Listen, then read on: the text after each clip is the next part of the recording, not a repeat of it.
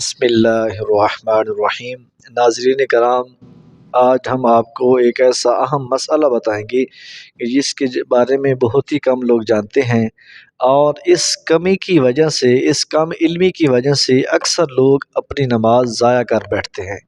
ہوتا یوں ہے کہ ہم نماز جماعت کے ساتھ ادا کرتے ہیں تو بعض اوقات آدمی لیٹ ہو جاتا ہے تو جماعت کے ساتھ ملتا ہے۔ تو اس کی ایک صورت یہ ہے کہ جب ہم باہر سے آتے ہیں، اندر جماعت ہو رہی ہے، امام صاحب رکوع میں چلے گئے، اور کوئی شخص باہر سے آتا ہے اور آتے ہوئے اس نے جلدی جلدی اپنے کپڑے ٹھیک کیے اور ساتھ ہی صف میں کھڑا ہو کے اللہ اکبر کہنے کے بعد ساتھ ہی رکوع میں چلا جاتا ہے۔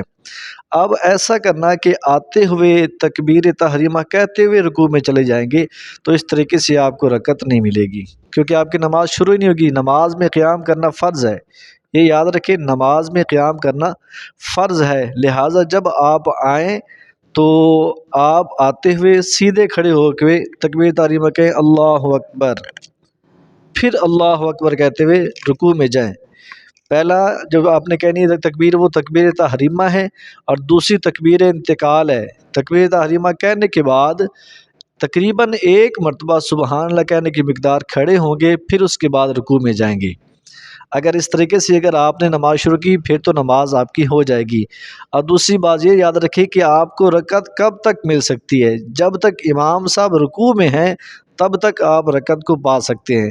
یا ایسا ہوا کہ آپ نے کہا اللہ اکبر کہنے لگے تھے تو امام صاحب نے کہا سمیع اللہ لمن حمیدہ، ابھی تک آپ جھکے نہیں تھے کہ امام صاحب نے سر اٹھا لیا رکوع سے، تو اس صورت میں چاہے آپ نے رکوع کر بھی لیا اور تسبیح آپ نے پڑھ بھی لی، آپ کو رکعت نہیں ملے گی۔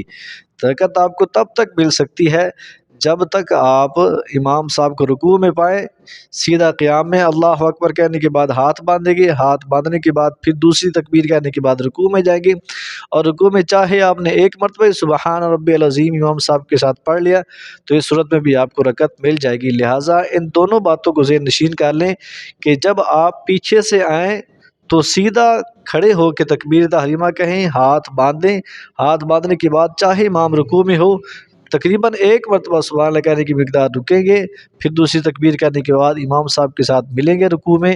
چاہے آپ نے ایک مرتبہ سبحان ربی العظیم پڑھ لیا، آپ کو رکعت مل جائے گی۔ اللہ کی بارگاہ میں دعا ہے کہ اللہ تبارک و تعالی ہم سب کو نماز صحیح طریقہ سے سیکھنے اور پڑھنے کی توفیق عطا فرمائے۔